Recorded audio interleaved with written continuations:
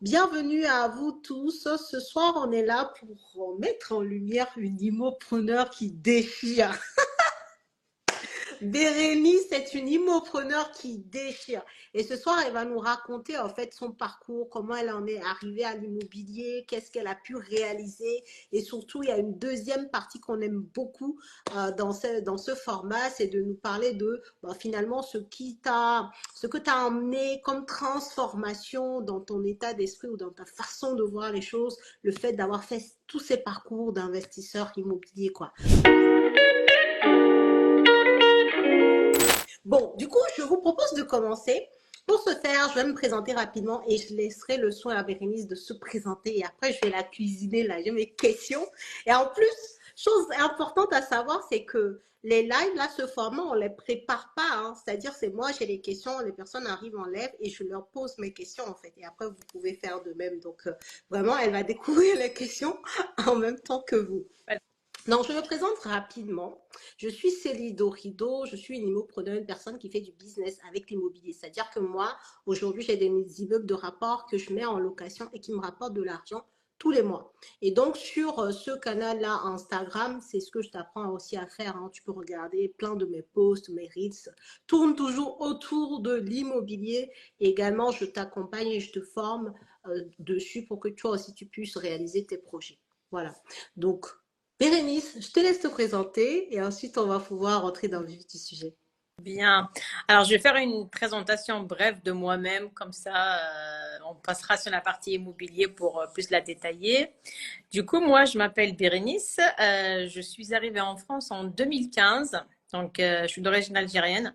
J'ai suivi un parcours en littérature au pays et ensuite j'ai poursuivi avec des études ici en linguistique. Quand j'ai fini, j'ai rejoint l'éducation nationale. Donc, c'est pour ça que je suis devenue prof par la suite. Et commencé à travailler en tant qu'enseignante. Donc, j'ai eu mon master 1, 2 et un autre master à Paris-Nanterre. J'ai tout fini en 2017. J'ai commencé à travailler à ce moment-là. Ok. Donc, j'ai commencé à travailler en tant que prof. J'adorais ce métier. Franchement, ça m'intéressait énormément. En fait, je sais pas, nous les étrangers, on aime le rapport au français. C'est pas le même rapport quand les natifs à cette langue. Je sais pas pourquoi, mais voilà, les étrangers aiment ça. Et du coup, moi, je voulais transmettre cette langue. Je vais transmettre la grammaire, l'orthographe, la conjugaison du français. Donc, je me suis spécialisée là-dedans. En 2020 arrive le Covid. On est resté à la maison, on a commencé à regarder des vidéos. Quoique moi, je regardais des vidéos sur l'entrepreneuriat bien avant. D'accord. Une que j'ai regardée sur Internet, sur YouTube et que je recommande à tout le monde, c'est une Russe qui vit à Londres et qui a créé son entreprise là-bas. Mhm. C'est une entreprise très réussie d'extension pour cheveux. Et ensuite, elle a créé une autre entreprise et à 25 ans, elle est devenue millionnaire. Et c'est là Wow. qu'on sait, ouais, c'est là, la personne s'appelle Mimi Icon. Ok. Et c'est là que j'ai à me dire, mais en fait, il y a deux vies différentes. Il y a la vie des salariés et des entrepreneurs. Donc Ouais. déjà, ça, c'était en 2016. Tu imagines, ça, c'était en 2016. Mais bon, moi, je devais travailler parce que je devais renouveler ma carte de séjour à la préfecture. Mais du coup, voilà, je reviens, donc je ne m'éparpille pas, je reviens à l'année 2020 où on est resté à la maison et j'ai commencé du coup à regarder sur Internet tout ce qui se passe et à voir qu'il y a vraiment, et c'est à ce moment-là que la confirmation a eu lieu, qu'il y a vraiment une autre vie Un et qu'il autre faut pas... monde. Ouais, tout, en fait, et surtout que euh, je mettais la radio tous les matins. J'adorais France Inter et France Info. Et Mhm. je voyais à chaque fois des gens qui perdaient leur emploi Oui. et qui se retrouvaient sans rien du jour au lendemain. Et c'est à ce moment-là vraiment qu'il y a eu première prise de conscience que je me suis dit, finalement, il faut préparer son avenir. Yes. Parce que, tu vois, donc c'était à ce moment-là. Et du coup, j'ai acheté le premier, le deuxième et le troisième. Et la particularité que j'ai et qui peut-être encourager pas mal de personnes à se lancer parce que je sais que moi-même, si je sais pas s'il n'y avait pas eu le Covid, je ne me serais jamais lancée, je pense. ça c'est vrai, il y a moyen, parce que c'est vrai que c'est une épidémie qu'on ne connaissait absolument pas du tout, qu'on a découvert tout ça, on a découvert un changement d'univers, le confinement, personne n'avait vécu ça avant. Donc c'était comme une sorte de claque, vraiment, pour beaucoup d'entre nous, ne serait-ce que de vivre quelque chose qu'on n'avait jamais vécu et de voir que, ben, en fait, même si ça ne te touchait pas directement, comme tu disais tout à l'heure dans les infos, tu entendais dire, bah, telle entreprise bah, a des difficultés, donc ça va licencier, licenciement économique par-ci, par-là. Et le Covid aussi a emmené un truc où tu avais aussi, tu sais, tu devenais un peu plus ouvert, tu vois le monde autrement, quoi. Et Mais, puis, tu avais beaucoup de temps pour réfléchir aussi, parce mais, qu'à un moment donné, on était tous confinés. Donc, c'est vrai que ça a eu ce côté-là de positif, de nous pousser un peu plus dans les réflexions, quoi. surtout, on n'avait pas, en fait, on était à la maison, Mm, mais on n'avait pas de mental. mm, Tu vois, on était en charge de travail. Et le travail, bah, on faisait pas, à part envoyer des documents aux élèves, on faisait pas, on se déplaçait pas, mm, on préparait pas les cours comme avant. mm. Donc, ça a donné cette tranquillité à l'esprit. On a eu une tranquillité d'esprit, une disponibilité au niveau de notre cerveau pour réfléchir à autre chose. Donc, c'est Exact. pour ça. D'ailleurs, il y a beaucoup de gens qui ont changé de vie pendant le Covid, hein. Ça n'a pas eu que des effets négatifs. Bien Donc, sûr. c'est à ce moment-là que moi, je me suis lancée. C'est vraiment à ce moment-là que voilà, j'ai visité, j'ai eu le coup de cœur Ouais. et c'est mon premier Et bien. donc, du coup, tu t'es dit, ce que j'aimerais bien comprendre, et je pense que les gens qui nous regardent aussi, toi, tu as regardé les infos, tu as vu le changement avec le Covid, tu as eu plus de disponibilité, comme on a dit, et puis tu avais eu quelques petits déclics comme ça en regardant les autres aussi faire pour te dire qu'il y avait un second monde qui existe. Et à quel moment tu t'es dit que toi, ça serait l'immobilier? Parce que tout à l'heure, tu vois, le déclic dont tu nous parlais en 2016, tu avais dit que c'était une entrepreneur, une personne qui a réussi dans les extensions de cheveux. Mais c'est pas, t'es pas allé tout de suite dans l'entrepreneuriat Mm, pur. Tu es plutôt allé vers l'immopreneuriat. Mais du coup, pourquoi en ouais, fait? Comment c'est fait ce choix de plutôt te diversifier grâce à l'immobilier? mm, mm. Alors, en fait, quand j'étais étudiante, donc je suis arrivée en 2015 Mm. et en 2016, j'ai pris une chambre chez une vieille dame. Et cette personne m'avait dit une chose, m'avait dit c'est grâce aux chambres que vous voyez là que je complète ma Ouais. retraite. Ah, ok. C'était à Clichy-sous-Bois de 93. Moi, j'avais compris une chose, c'est que j'avais compris que posséder un logement, c'est posséder aussi quelque chose qui va nous rapporter. J'avais compris que c'était un vrai actif. Pas fait Hmm. comme les autres, j'ai acheté ma résidence principale en premier. De toute façon, voilà, la banque a exigé de moi ça, de Ok. par mon statut. Mais du coup, je me suis dit, je vais faire la même chose. Et d'ailleurs, quand j'ai acheté moi quand j'ai acheté et quand j'ai visité, j'ai bien fait attention à ce qu'il y ait trois chambres. Donc, une pour moi, une pour ma soeur et une Super. à louer et une cave. Et figure-toi que c'est la cave et la chambre Ouais. qui payent de l'appartement. Qui paye Ok, super. Donc en fait, grâce à cette location d'une chambre du coup et de la cave, tu arrives à payer la mensualité de crédit de ta résidence principale. Exactement. Waouh. C'est que ça. C'est que ça, en fait. Oh, De ma, super. c'est- Super. Ma sœur était logée gratuitement et moi de même. Après, on avait les charges de copropriété et toutes les Oui. jours. Mais franchement, c'est beaucoup moins qu'un loyer normal. Bah, on est d'accord, on est d'accord. Et du coup, est-ce que tu peux nous expliquer, donc tu as dit que toi, quand tu as voulu te lancer dans l'immobilier, en fait, les banques ont voulu que tu achètes ta résidence principale et tu disais que c'était par rapport à ton statut, à ton profil. Donc, quel profil tu avais? Parce que souvent, les gens se demandent, oh, Ouais. est-ce que j'ai le profil pour avoir un financement? Est-ce que c'est le moment pour moi? Blablabla. Bref, toi, Bérénice, quel profil tu avais quand tu étais partie, en fait, pour acheter ce premier bien immobilier là? Après, on parlera de ce que c'est que tu as Alors, en acheté. fait, moi, j'ai signé le compromis sans savoir ce qui va se passer par la suite. Énorme! Je te jure, Non, c'est vrai? j'ai juste demandé à l'agent immobilier, je lui ai dit, vous savez, moi, je suis une petite fourmi, je mets de l'argent de Mm, côté. Si c'est nécessaire que je le sorte, je vais le sortir parce que pendant toutes mes années de travail, j'ai fait des heures sup, j'ai donné des cours en mm, plus. Du coup, là, il y a quand même un peu d'épargne de côté. Et la personne m'a dit, OK, avec ça, on pourra se débrouiller. Du coup, on a signé le compromis et j'ai commencé quand même à aller voir les banques. Et c'est à ce moment-là que j'ai essuyé refus sur refus, refus sur refus, refus sur refus. Parce Waouh. que j'avais une carte de séjour d'1 an. Mais je te jure, c'est que, en fait, de toute façon, j'ai toutes les copies de mes cartes de séjour. C'est un souvenir maintenant parce que je suis naturalisée, mais c'était une carte de séjour d'1 an. Et parfois, alors, je vais le dire par la suite, mais mon deuxième appartement, on l'a signé avec un récépissé. D'ailleurs, je voulais pas le sortir parce que j'avais un petit peu. Il est vert.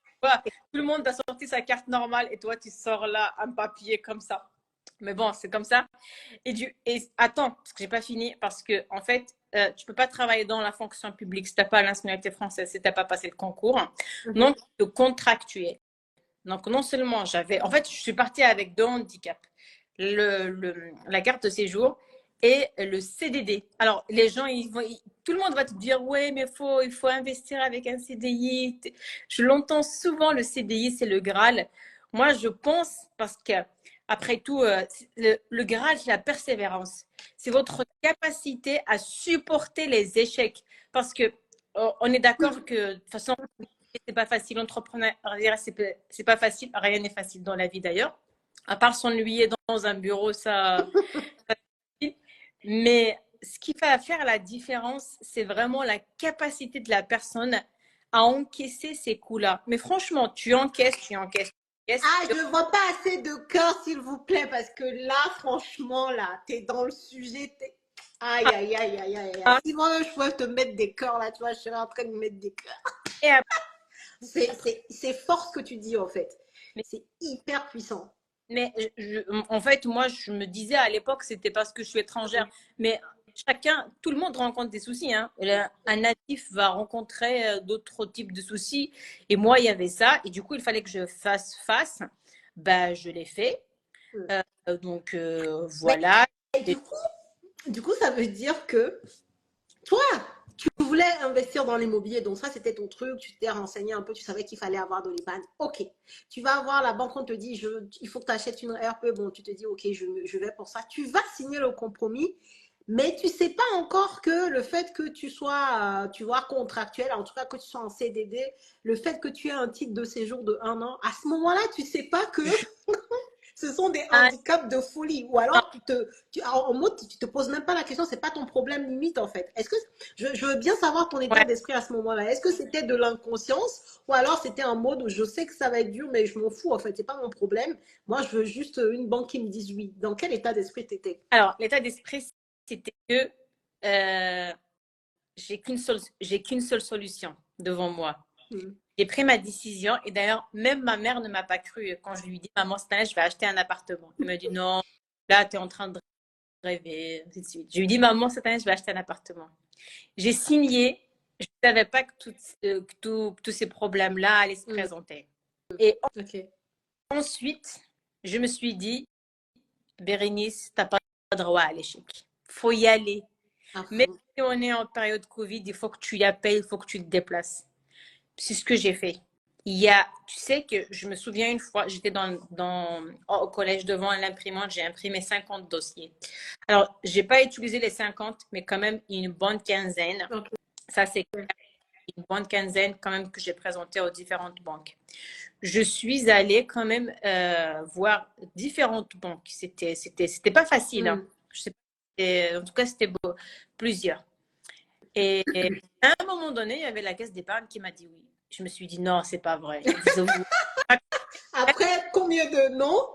Après, La caisse d'épargne est oui. alors, le CIC, le Crédit Agricole, le Crédit Mutuel, donc la Banque Populaire. Et pourtant, les conseillers étaient gentils lors de l'entretien. Mais après, non, comme ça. Et à ce moment-là, j'ai appelé mon banquier, je lui ai dit, bah, vous savez, il y a quand même la caisse d'épargne qui m'accepte. Et là, à ce moment-là, il m'a dit, ah non, revenez vers nous, on a des conditions avantageuses pour vous. Je lui dis, non, mais il fallait quand même me le dire au départ, ça. Pourquoi vous m'avez fait quand même traîner tout ça? Je me suis fatiguée, je suis allée moi-même chercher tout. Et les courtiers, alors, franchement, moi, si un jour vous croisez un bon courtier, il faut me le présenter. Les courtiers, pareil, c'était que des refus. Ils me disent, ouais, non, c'est le logiciel qui vous refuse. Parce que tu sais que sur la carte de séjour, tu as quand même la date D'expiration. d'expiration. Ouais. Ouais. Mm. Donc, une fois qu'ils rentrent sur le logiciel et ça bug, ça Mhm. n'accepte pas. Il faut quand même de l'humain pour ça. Il faut que l'intervention d'un être humain pour que ce soit Pour que accepté. ce soit ok. Mais moi, je suis partie avec cet état d'esprit. Cette année, il me faut un appartement, il faut que je le fasse. Bim. Comme Voilà. ça. Ouais. Ok, ok, ok. Donc, en fait, je pense que même ton état d'esprit t'a aidé justement à rester persévérante et à pas baisser les bras. Parce que c'est vrai qu'il y a beaucoup de personnes, en fait, entendre dire que oui, tu auras du refus et tout ça, les gens l'entendent, mais tu vois, ils l'impriment pas tant qu'ils l'ont pas vécu. Et c'est quand les gens commencent à vivre des refus que là, oula, parfois, il y en a qui ont du mal à encaisser, quoi. Mais si tu sais pourquoi tu as ton objectif, tu l'as en tête, c'est important pour toi, à ce moment-là, il n'y a rien à faire, quoi. Tu y vas à fond comme tu l'as fait, quoi. Il y a un truc que j'ai appris dans la vie, mais vraiment, je pense qu'il s'applique à tous les domaines et les personnes qui nous regardent, je vous conseille vraiment de le Mm. retenir. C'est que, certes, les refus sont douloureux. Quand quelqu'un t'envoie un message, nous sommes de regret de vous annoncer que nous ne pouvons pas vous accorder le prêt. Mais est-ce que c'est plus douloureux que de rester dans un bureau pendant 40 ans?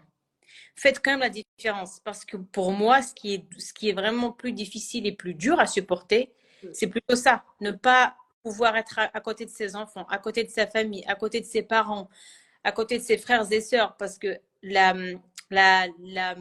vraie richesse de la vie, mais c'est ça. Le choix. Tu vois, c'est ça.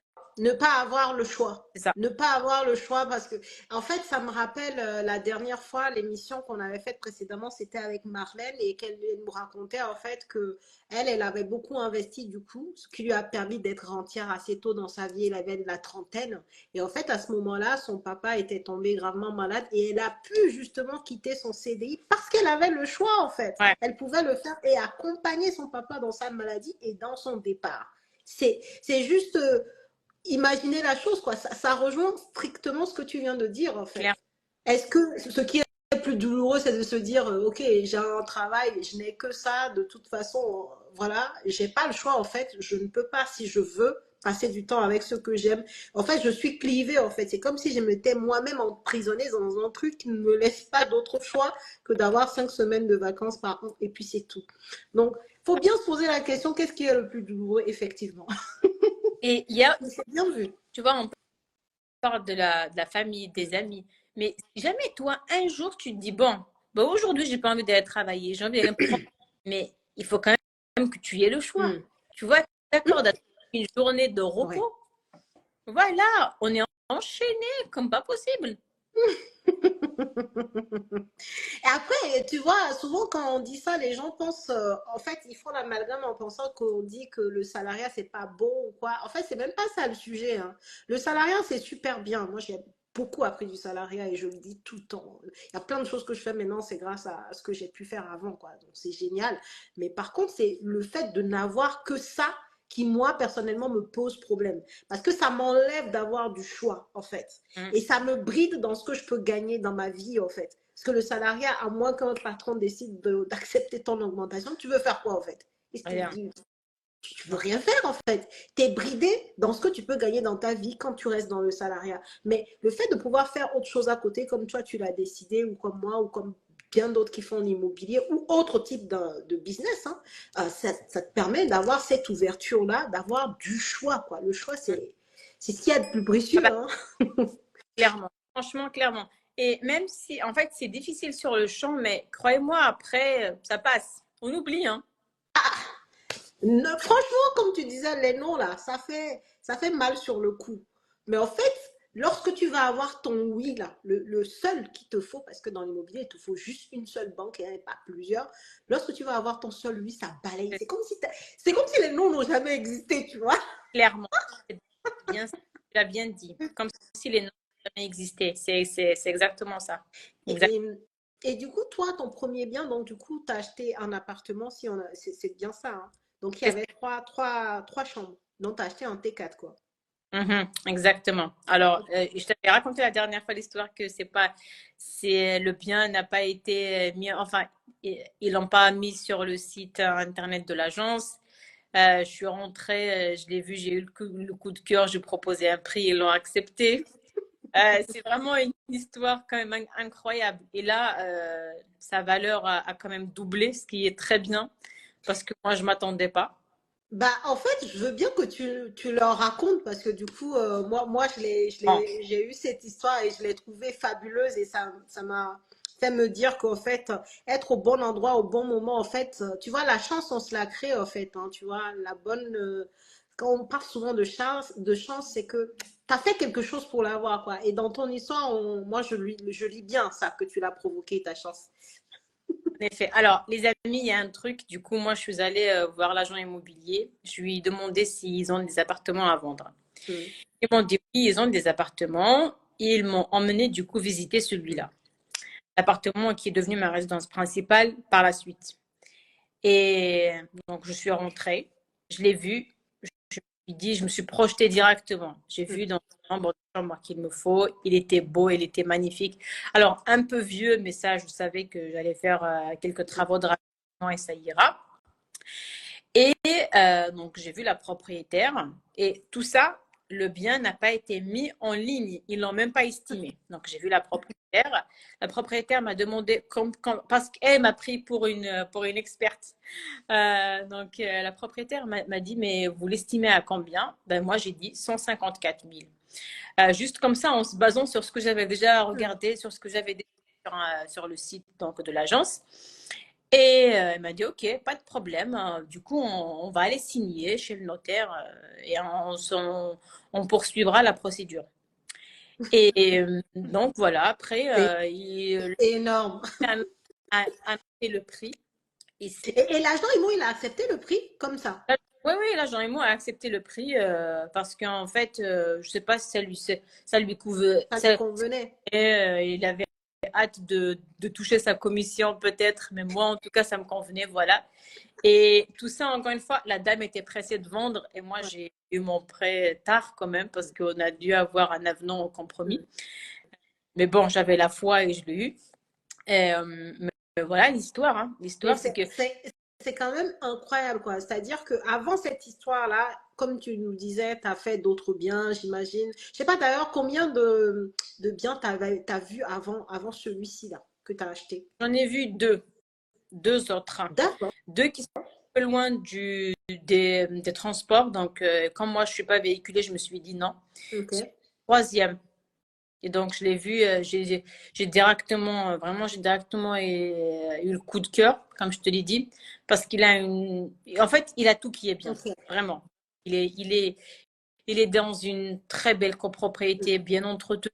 Il a une belle vue, un grand Mm. balcon, le salon est très grand. Et surtout, le point quand même positif, c'est que la partie jour, donc Mm. salon, cuisine, Mm. est séparée.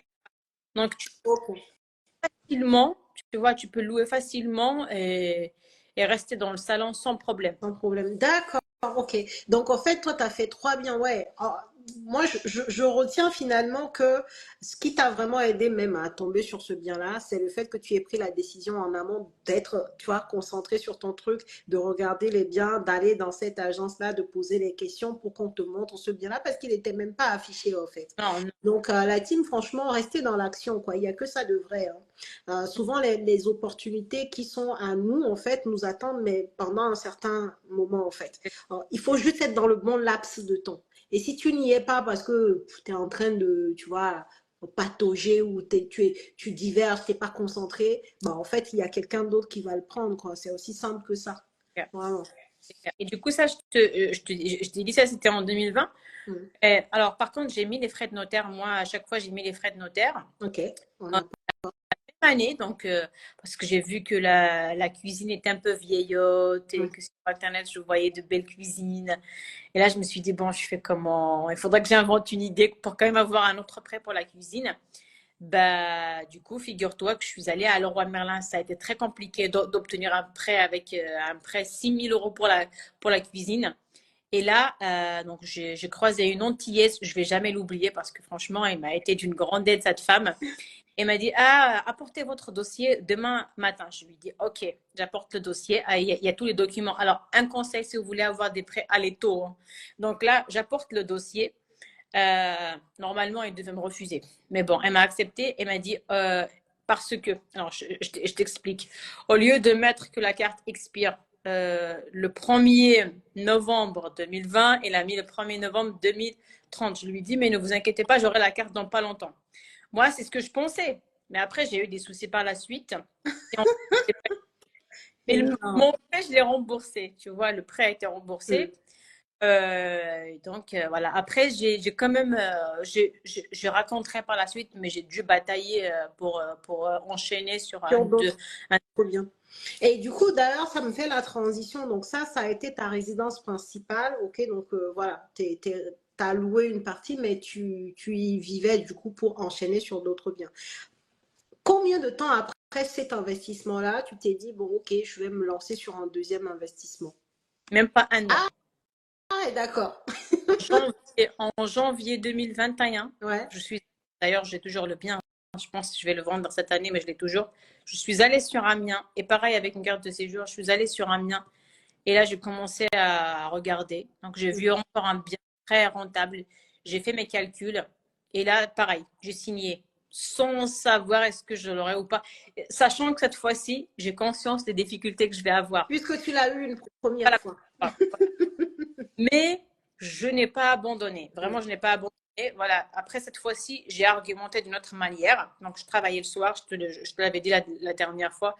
C'est clair qu'avec une telle situation, il faut quand même apporter Avoir d'autres atouts. euh, plus quand même Mm. de preuves au banquier. Donc, je travaillais le soir.